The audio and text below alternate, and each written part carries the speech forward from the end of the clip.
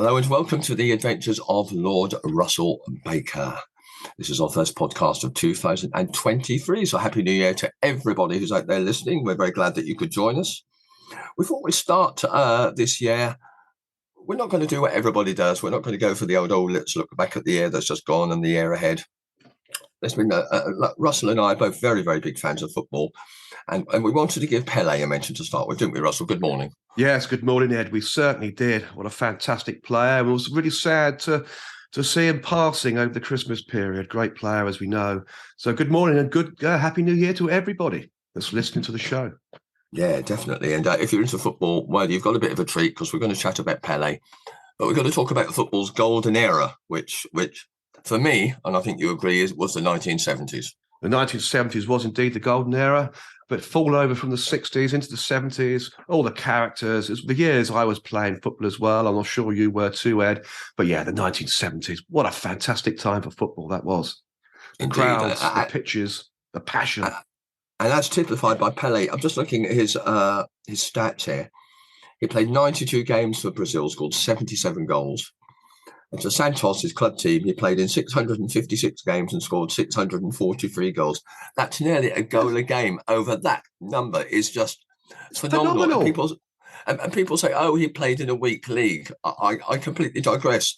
The Brazilian league was not a weak league because it promoted players and featured players that won the World Cup 3 times. How on earth could it have been a weak league? And it wasn't a weak league. It's actually a very tough league. There's real passion in those matches in Brazil. The sides literally were into each other in a big way. The passion in the crowds, that typified really the 70s football era in the UK in some ways as well. That was the passion of Brazilian football. Fantastic. And Pele, you'll never get another Pele, will we, in our lifetime, if ever again? He is without doubt the GOAT. The GOAT of football. There's no doubt. Yeah. People talk about Maradona and Messi, but no, come on. Pele is the man. He is the GOAT of football. There's no question of that in my mind. And I always remember the 1970s World Cup when that fantastic header and a great save for Gordon Banks in the England goal. Probably the best save ever in World Cup history.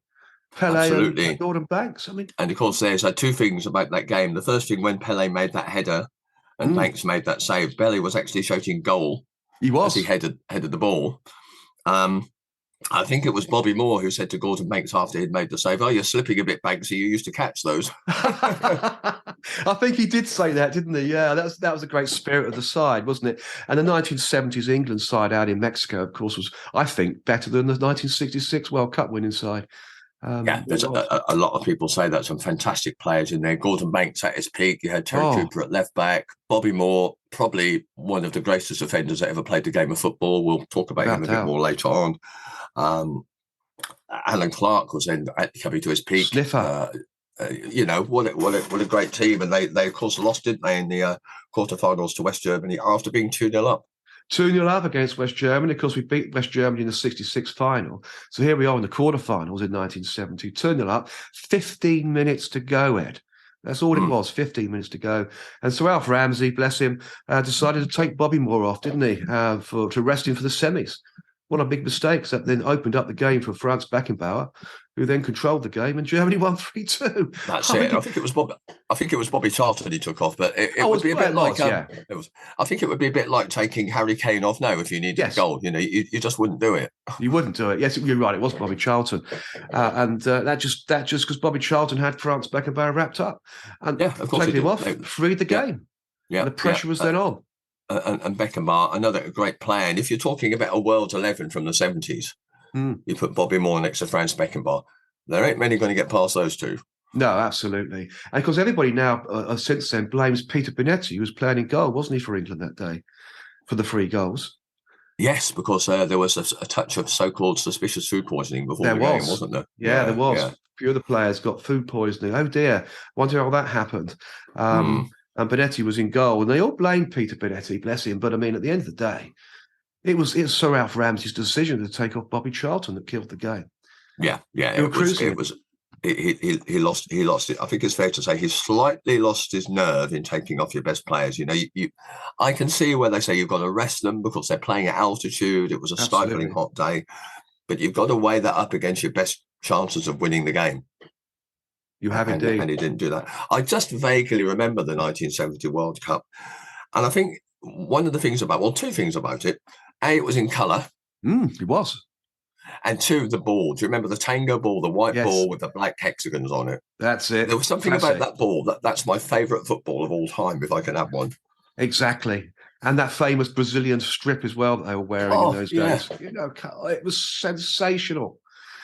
I think all the teams had good strips, didn't they, going back in the 1970 World Cup? I like the England strip too. I think it was classic. All white in 1970, wasn't it? With just a badge on it. That was an England football shirt. That said everything. Beautiful. A white, plain white shirt with a number on the back. Yeah. The emblem on the front, the 3 lions. Perfectly white shirt. White shorts, white socks. And a little number on the shorts, wasn't it, in those days? That's if it. You were number 11, you had 11 on your shorts as well. Fantastic strip. Typified the whole I think at the time, although the maker wasn't such an obsession with people as it is now, I think Umbro made the England kits back then. Yeah, they did. I think it was Umbro. Yeah, they did for a few years, didn't they? Because I think Umbro, were they still the kit producer in the 1982 World Cup? I think they were. I know England went over to Admiral when Don Revie took charge, and the Admiral strip was a bit of a it was strange, mess, really. Yeah, it didn't quite work, did it? I think with a football kit, just keep it clean and classic. You know, absolutely, that's a football kit for me. It is for me too. It is for me as well. Nice white shirt, perfect, with just a badge on the front. Says it all. Well, there we are. Things have moved on since then, of course. Ed. Well, they have, and we'll move on. We'll move on to the English game in the 70s. There's just one more iconic moment from that 1970 World Cup I want to talk about. Brazil's 4th goal in their 4-1 win over Italy, which was scored by Carlos Alberto. Oh, yeah. But the pass, Pele plays into him to create the goal. It's like he's somebody on the beach just kicking the ball back to some kids that are having a game, isn't it? It's the most nonchalant pass you'll ever see in your life. Absolutely. Effortless, but absolutely brilliant. It just shows the mathematical mind of Pele, doesn't it, really, in those days? Because they say all good footballers are actually quite, unwillingly knowing, of course, quite good mathematicians.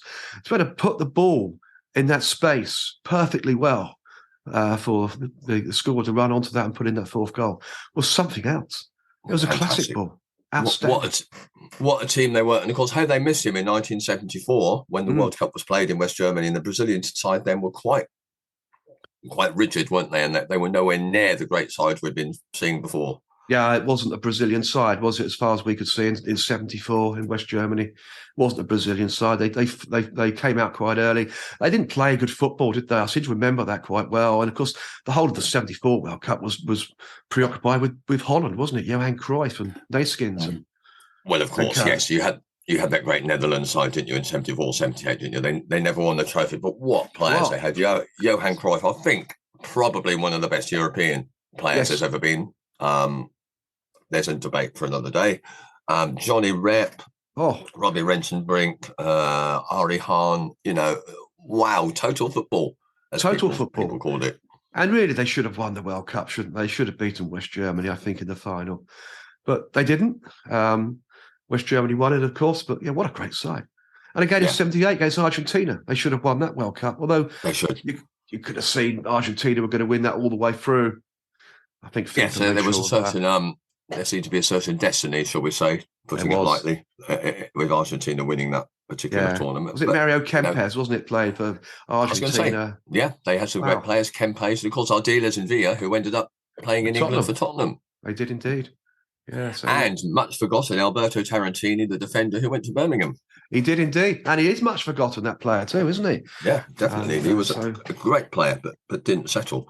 But looking at football now in that decade, in the 70s in England, and you're going to talk about Chelsea in a moment. Every team had a character, and I've just listed some down here. I've got QPR, I've got Stan Bowles. Leicester, Alan Birchenhall. Norwich had Graham Padden, fantastic player. West Ham, Bobby Moore, who, was a bit of a lad, wasn't he? He was. And Billy Bonds, of course, as well. Billy Bonds. Can't forget Billy Bonds. And then you go into the 2nd division, Millwall, Harry Cripps. What a character he was. Millwall. They always had some characters, Millwall, didn't they? Always. But your team, Chelsea, I mean, How many characters did that team have? Phenomenal. Well, it was a team full of characters, wasn't it? You know, I might have mentioned before, certainly my autobiography, Charlie Cook. I mean, great character.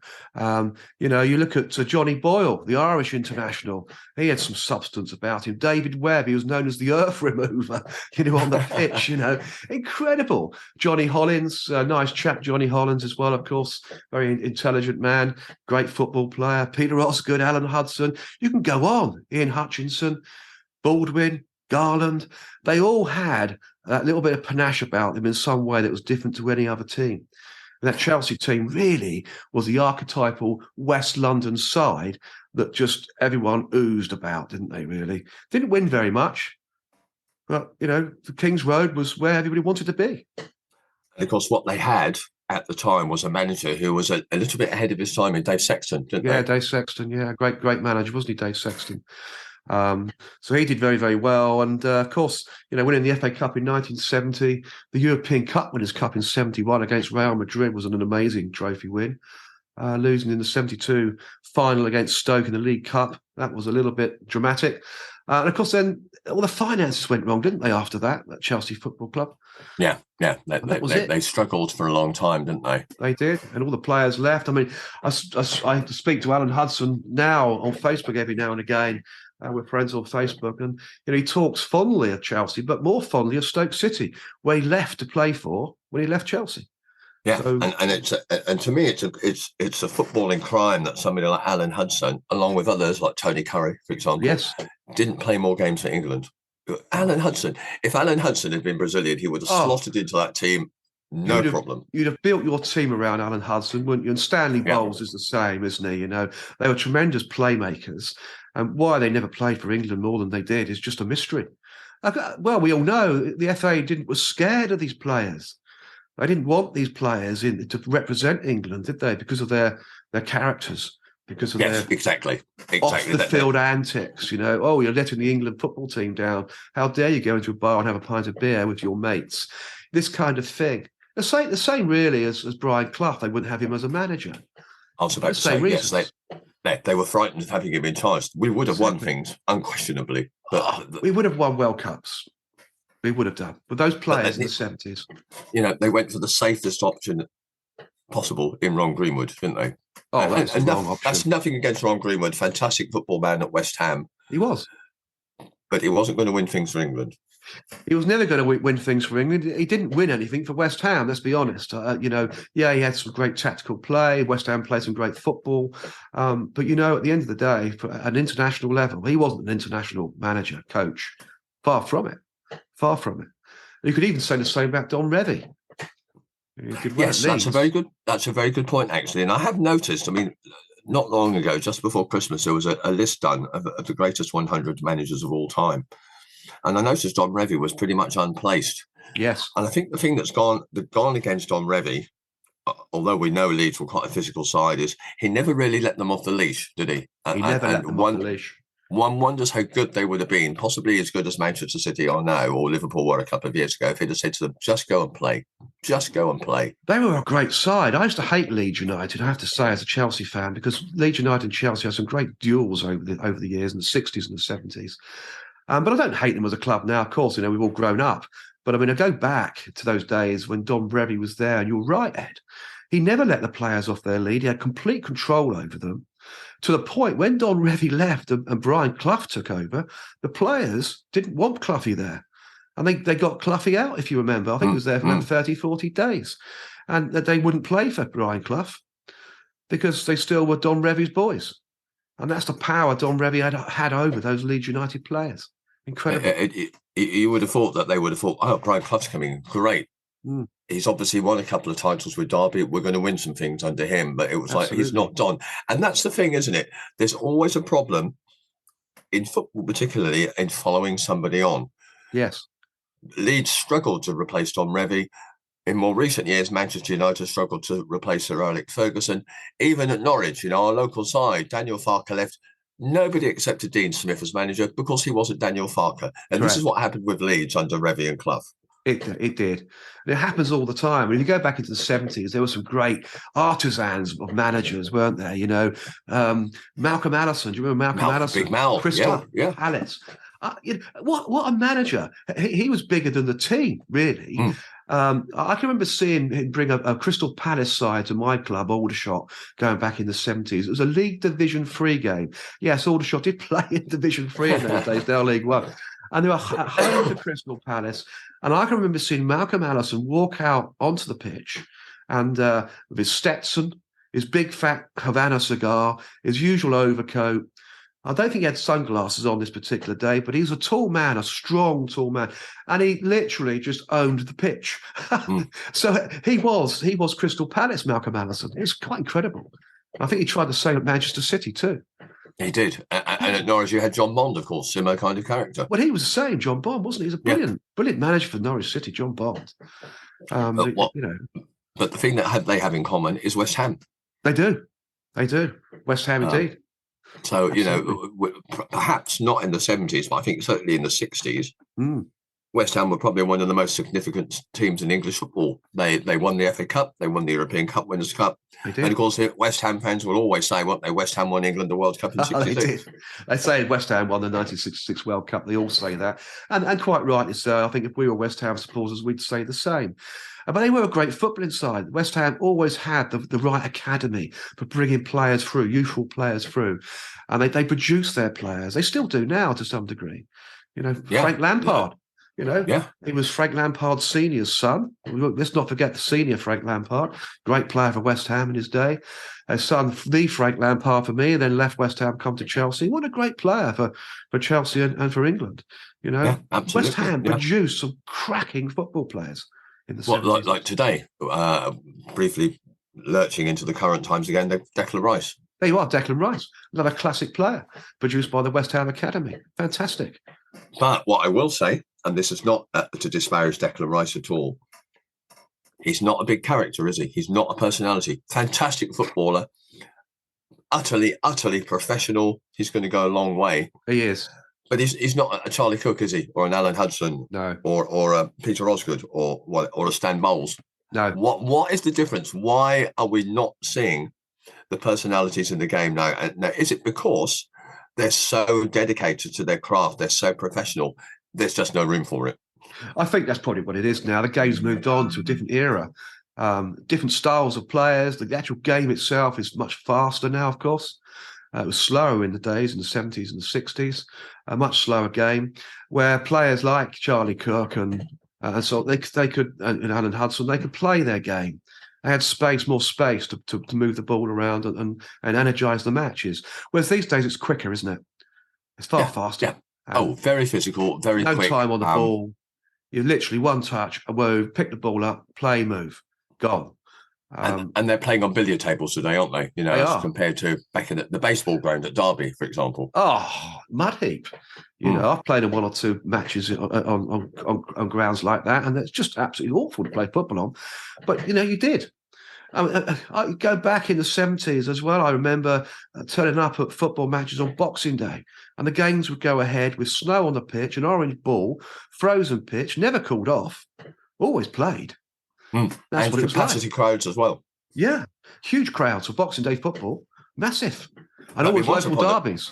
And once upon a time they played on consecutive days, didn't they? They play on Christmas Day, and then the reverse fixture would be the next day. Yeah. Crazy.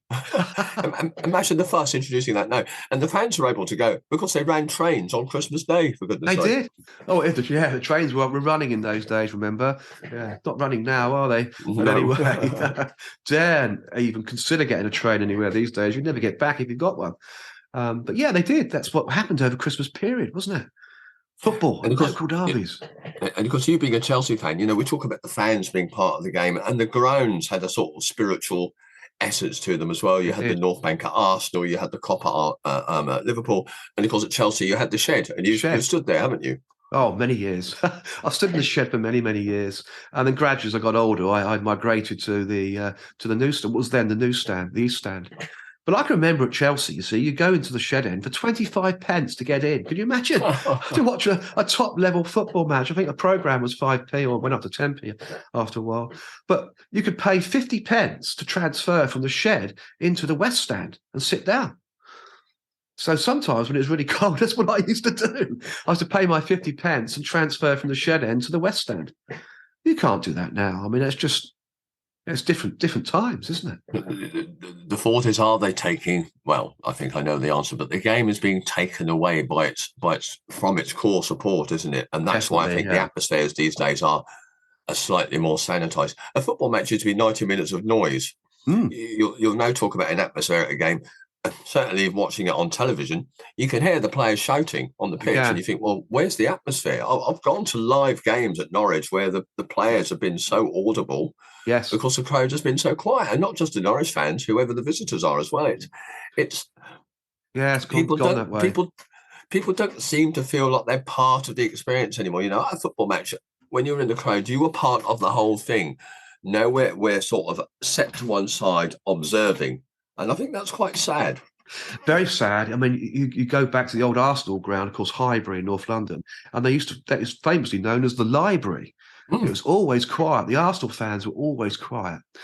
And that's now typical at most grounds now. You go to Chelsea, you don't hear too much support or chanting anymore.